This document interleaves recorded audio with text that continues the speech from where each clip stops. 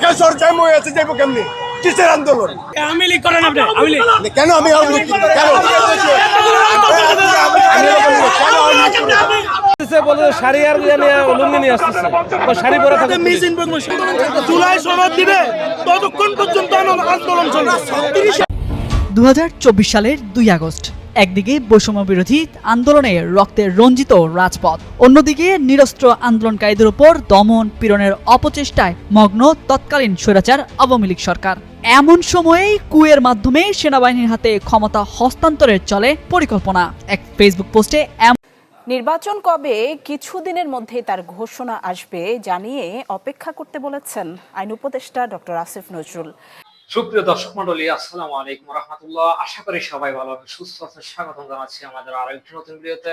সুপ্রিয় দর্শক মন্ডলী, বর্তমান রাজনীতি আলোচনার প্রেক্ষাপটে বেশ কয়েকটি গুরুত্বপূর্ণ, বেশ কয়েকজন রাজনৈতিক ব্যক্তিত্ব ও সাংবাদিকের গুরুত্বপূর্ণ বক্তব্য নিয়ে আজকের এই ভিডিও। সুপ্রিয় দর্শক, ইতিমধ্যেই তারও কিছু অংশ বিশেষ দেখেছেন। আওয়ামী লীগ, বিএনপি, জামাত, এনসিপি নির্বাচনকে কেন্দ্র করে বর্তমান দেশে যে রাজনৈতিক অস্থিরতা সৃষ্টি হয়েছে তার আলোকে আজকের এই ভিডিও মূলত। সুপ্রিয় দর্শক মন্ডলী, না টেনে সম্পূর্ণ ভিডিওটা দেখার জন্য আপনাকে অনুরোধ জানাচ্ছি। সুপ্রিয় দর্শক, আপনাকে আরেকটু অনুরোধ জানাচ্ছি, যারা আমাদের চ্যানেলে এখন নতুন, চ্যানেলটি সাবস্ক্রাইব করে লাইক করে শেয়ার করে আমাদের সাথেই থাকুন। আর ইতিমধ্যে যারা চ্যানেলটি সাবস্ক্রাইব করছেন আপনাকে অসংখ্য ধন্যবাদ। তাহলে চলুন আমরা সেই বিস্তারিত আলোচনাটি দেখে আসি। নির্বাচন কবে? কিছুদিনের মধ্যেই তার ঘোষণা আসবে জানিয়ে অপেক্ষা করতে বলেছেন আইন উপদেষ্টা ডক্টর আসিফ নজরুল।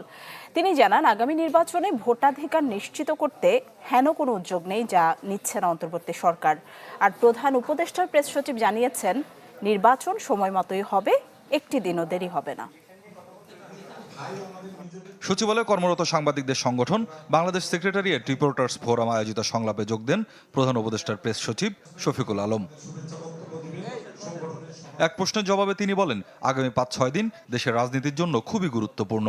জানান, প্রধান উপদেষ্টা যে সময়ের কথা বলেছেন, নির্বাচন তার থেকে একটি দিনও দেরিতে হবে না। উনি প্রথমে বলেছিলেন যে এটা এপ্রিলের ফার্স্ট 15 ডের মধ্যে হবে। পরবর্তীতে আমরা লন্ডনে বলেছি যে এটা যদি অনেকগুলো সংস্কার হয় এবং ট্রায়ালের কাজগুলো এগিয়ে যায়, সেক্ষেত্রে এটা ফেব্রুয়ারিতে হবে। তো আমরা সেই জায়গায় এখনও আছি, এইটার একটা দিন দেরি হবে না।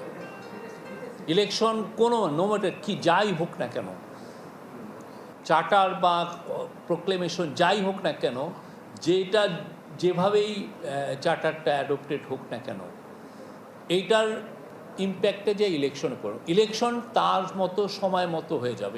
এদিকে আইন মন্ত্রণালয়ে 1 বছরের কার্যক্রম নিয়ে ব্রিফিংয়ে আইন উপদেষ্টা বলেন, ইতিহাসের সেরা নির্বাচন উপহার দিতে চায় অন্তর্বর্তী সরকার। জানান, ভোট কবে হবে তার ঘোষণা আসবে কিছুদিনের মধ্যেই। তো ইলেকশন কার্যক্রম তো ইলেকশন কমিশন দেখবে। আমি শুধু আমাদের সরকারের নিয়তের কথা আপনাকে বলতে পারি। আমাদের নিয়ত আছে বাংলাদেশের ইতিহাসে বেস্ট ইলেকশন দেওয়াটা। স্যার আমাদেরকে সবসময় বলে, নির্বাচনের সময় তো জাস্ট ওয়েট করেন, কিছুদিনের মধ্যে ঘোষণা শুনবেন। হয়রানিমূলক মিথ্যা মামলা এবং মব নিয়ে সরকার পীড়িত বলে জানান আসিফ নজরুল। এ দুই ইস্যুকে অন্তর্বর্তী সরকারের আমলে সবচেয়ে দুর্ভাগ্যজনক উল্লেখ করে প্রতিরোধে নেওয়া ব্যবস্থার কথা জানান তিনি।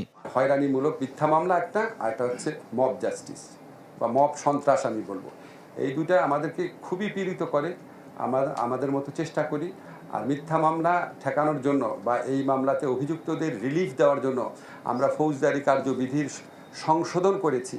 আইন উপদেষ্টা জানান, প্রায় 16,000 হয়রানিমূলক মামলা প্রত্যাহারের সুপারিশ করেছে মন্ত্রণালয়। এতে ভোগান্তি থেকে মুক্তি পেয়েছেন কয়েক লাখ রাজনৈতিক কর্মী ও স্বাধীন মতের মানুষ। এবং স্বাধীন মতের মানুষ হয়রানি থেকে 2024 সালের 2 আগস্ট একদিকে বৈষম্য বিরোধী আন্দোলনে রক্তে রঞ্জিত রাজপথ, অন্যদিকে নিরস্ত্র আন্দোলনকারীদের উপর দমন পীড়নের অপচেষ্টায় মগ্ন তৎকালীন স্বৈরাচার আওয়ামী লীগ সরকার। এমন সময়েই কুয়ের মাধ্যমে সেনাবাহিনীর হাতে ক্ষমতা হস্তান্তরের চলে পরিকল্পনা। এক ফেসবুক পোস্টে এমনই চাঞ্চল্যকর তথ্য দিলেন জাতীয় নাগরিক পার্টির আহ্বায়ক নাহিদ ইসলাম। বৃহস্পতিবার নিজের ভেরিফাইড ফেসবুক অ্যাকাউন্টে দেয়া এক পোস্টে এনসিপির আহ্বায়ক লেখেন, গত বছরের 2 আগস্ট রাতে জুলকারনাইন স্যাররা একটি আর্মি কু করে সামরিক বাহিনীর এক অংশের হাতে ক্ষমতা দিতে চেয়েছিল। এই উদ্দেশ্যে কথিত সেফ হাউসে থাকা ছাত্র সমন্বয়কদের উপর চাপ প্রয়োগ করা হয়। হুমকি দেওয়া হয় যেন সে রাতে ফেসবুকে তারা সরকার পতনের এক দফা ঘোষণা করে আর নাহিদদের সাথে যেন কোনো যোগাযোগ না রাখে। রিফাতদের বিভিন্ন লেখায় এই বিষয়ে বলা হয়েছিল। আর এটা ওইটা না, কাপড় ধোয়ার একটাই সলিউশন, চাকা অনেক ওয়ান। তিনি আরো লেখেন, তারা চেয়েছিলেন এক দফার ঘোষণা মাঠ থেকেই জনগণের মধ্যে থেকে দিতে হবে, আর যারা এভাবে চাপ প্রয়োগ করছে তাদের উদ্দেশ্য ছিল সন্দেহজনক। তারা প্রথম থেকে সতর্ক ছিলেন, ক্ষমতা কোনোভাবে সেনাবাহিনী বা সেনা সমর্থিত কোনো গ্রুপের কাছে দেওয়া যাবে না। এতে আরেকটা